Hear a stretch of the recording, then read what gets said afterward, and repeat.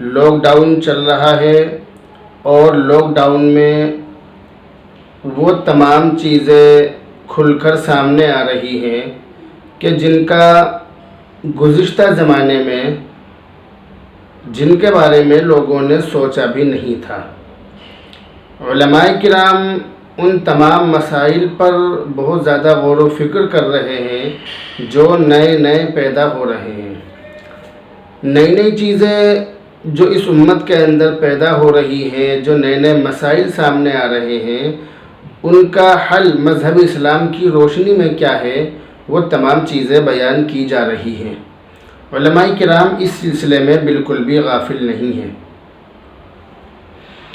یہ lock down کا زمانہ چل رہا ہے۔ لاک ڈاؤن میں لوگ پریشان ہیں۔ کچھ لوگ پیسہ نہ ہونے کی وجہ سے پریشان ہیں، کچھ لوگ راشن نہ ہونے کی وجہ سے پریشان ہیں۔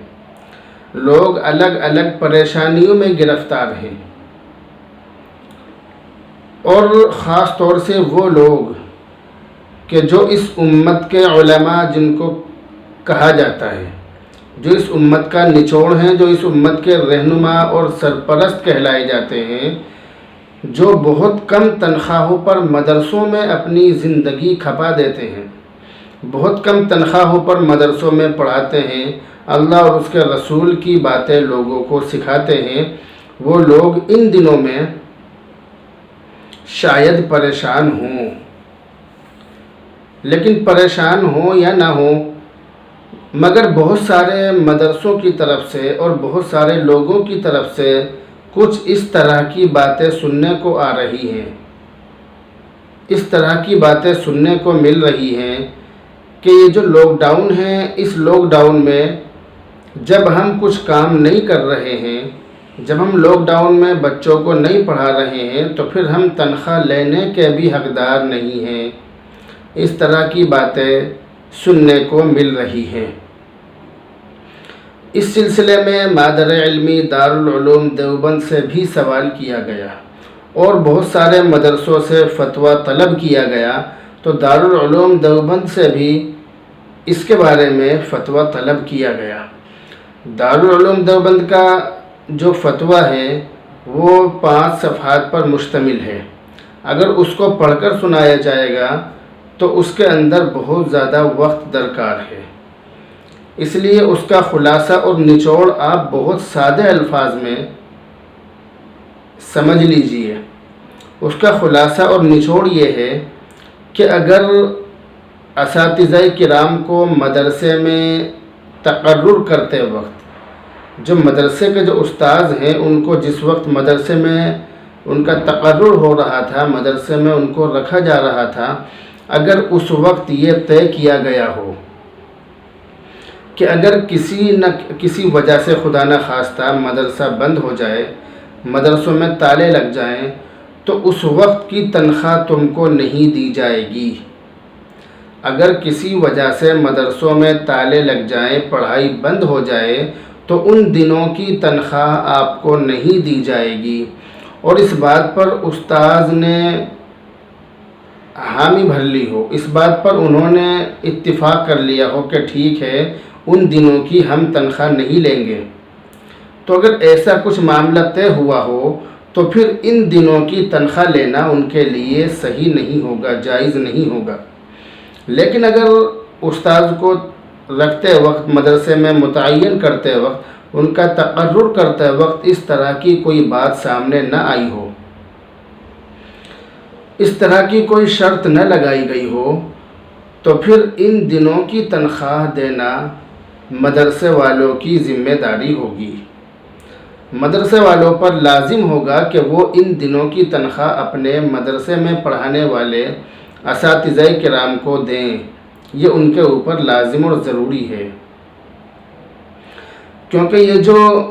اساتذہ کرام مدرسوں میں نہیں پڑھا رہے ہیں، یہ ان کی اپنی مرضی نہیں ہے، بلکہ مدرسے والوں کے سامنے مجبوری ہے۔ اساتذہ کرام اب بھی پڑھانے کے لیے تیار ہیں، لیکن قانون کی وجہ سے مدرسوں میں تالے لگے ہوئے ہیں، مدرسے بند ہیں، جس کی وجہ سے پڑھا نہیں سکتے ہیں۔ حالات میں مجبوری مدرسے والوں کی ہے، اساتذہ کرام تو پڑھانے کے لیے تیار ہیں، اس لیے مدرسے والوں کے سامنے یہ بہانہ نہیں چلے گا، مدرسے والے یہ بہانہ نہیں لگا سکتے کہ مدرسے بند ہیں اس لیے آپ کو تنخواہ نہیں ملے گی۔ یہ اس پورے 5 صفحے کے فتوے کا نچوڑ ہے۔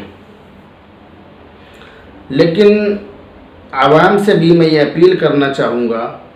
کہ جس طرح انہوں نے ہمیشہ مدرسوں کا خیال رکھا ہے،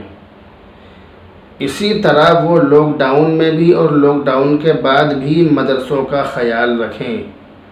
کیونکہ مدرسے سرکاری پیسوں سے نہیں چلتے بلکہ عوام کے چندے سے چلتے ہیں، عوام کے پیسوں سے چلتے ہیں۔ اگر عوام مدرسوں کی خدمت نہیں کریں گے، اگر عوام مدرسوں کا خیال نہیں رکھیں گے تو پھر